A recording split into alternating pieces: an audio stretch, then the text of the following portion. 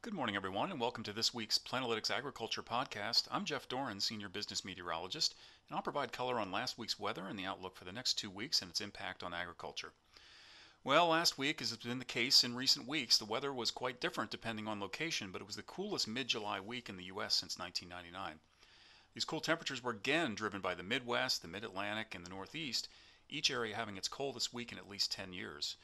The week began with yet another reinforcing cool surge of air that worked south to envelop all the Midwest, the Northeast, and this cool air pushed all the way to the Gulf Coast. Temperatures were well below normal and against the same week last year.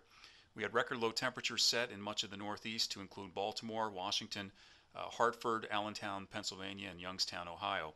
Now, ahead of the cold front, much of the Southeast experienced considerable rain. We had daily record rainfalls set in places like Muscle Shoals, along with Jonesboro and Little Rock, Arkansas.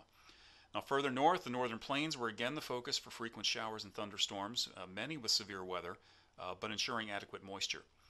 And after a brief respite last week, the extreme heat blistered Texas and the southern plains again.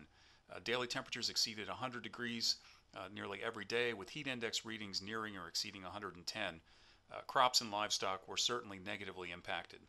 This heat pressed into the Intermountain West as the week progressed. The California valleys sizzled with temperatures well into the hundreds, and highs in the mid-90s were recorded as far north as the interior valleys of Washington State and British Columbia. And dry conditions continued to pressure irrigation resources.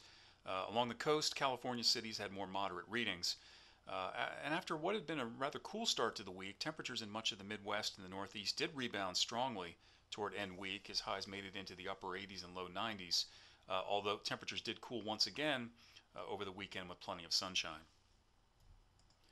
Looking ahead this week, we really don't see a lot of change. We have an unusually potent jet stream for midsummer. It's going to continue to usher in fast-moving Pacific storms. We're going to expect periods of wet weather, the potential for severe weather to continue in the western Corn Belt and further southeast through the heart of the corn and soybean growing areas.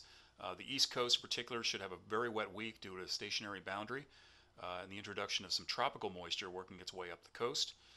After a warm-up late last week, reinforcing Canadian air will envelop again most of the eastern half of the U.S. and Canada. We're going to keep temperatures below normal and against last year in all of the primary agriculture regions of the Midwest and the Southeast, and the East Coast should have normal temperatures. This is certainly welcome news approaching this year's crop tasseling phase. Great news for all with agricultural interest in Texas, the southern plains, and the lower Mississippi Valley. We've had a season so far dominated by pretty intense and devastating heat, but we do anticipate considerable relief as some of that Canadian air filters all the way southward into this area. Temperatures should be more typical, and the potential for some increased wetness should provide a huge boost. However, there's going to be very little respite from the intense heat across the west. The core of the heat will be located across the western high plains, the interior valleys of the Rockies, where we could see heat index readings regularly approach or exceed 100 degrees. That above normal heat will extend northward into the Canadian prairies, and combined with very dry weather, ranchers will need to take extra precautions for their animals. And orchard farmers in the northwest can expect those hot temperatures as well. Coastal locations in the west should maintain an onshore flow, providing comfortable temperatures, although we're watching a warming trend late in the week. Now, Florida and much of the southeast is going to remain warm and muggy, and at risk for above normal rainfall to continue from abundant tropical moisture. That excess moisture over the past several weeks is beginning to cause problems in some areas of the Sunshine State.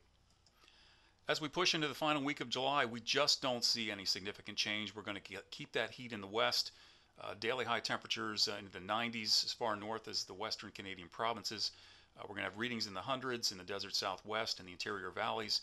And again, bone dry conditions will exacerbate that drought. And again, significant contrast in the eastern half of the U.S., where a persistent area of low pressure over eastern Canada will continue to push these surges of cooler Canadian air southward. There will be some brief warm periods, but temperatures are going to average cooler than typical across this large area.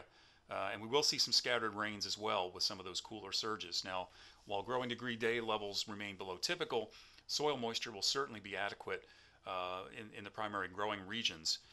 This will likely be one of the coolest Julys in years in these areas. Now, along the East Coast, we could see some of those heavy rains again with some of the tropical moisture.